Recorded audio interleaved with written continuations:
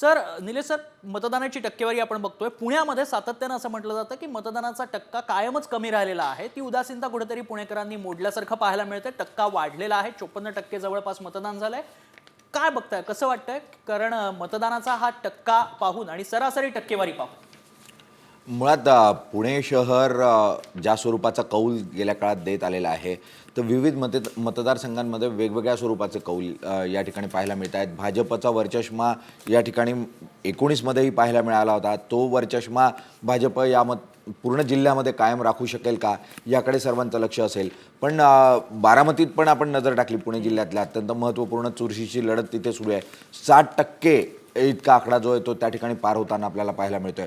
आणि 60% मतदान हा निश्चितपणे खूप चांगला आकडा आहे.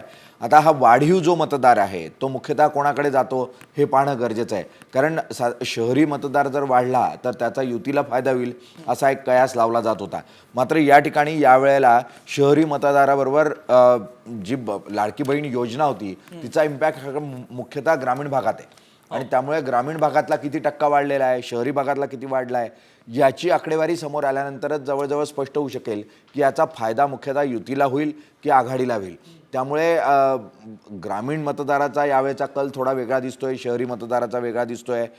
शहरी भागामध्ये ज्या स्वरूपाचा विकास मुख्यतः इन्फ्रास्ट्रक्चरल डेव्हलपमेंट पाहायला मिळाली, त्यानंतर भाजपकडे शहरी मतदार थोडासा वळलेला पाहायला मिळत होता. आणि त्यामुळे ही आकडेवारी स्पष्ट होताना आपल्याला पाहायला मिळाली की मग आपल्याला निश्चित चित्र स्पष्ट होताना पाहायला मिळेल की हा मतदार कोणाच्या बाजूने आपल्याला जाताना पाहायला मिळेल.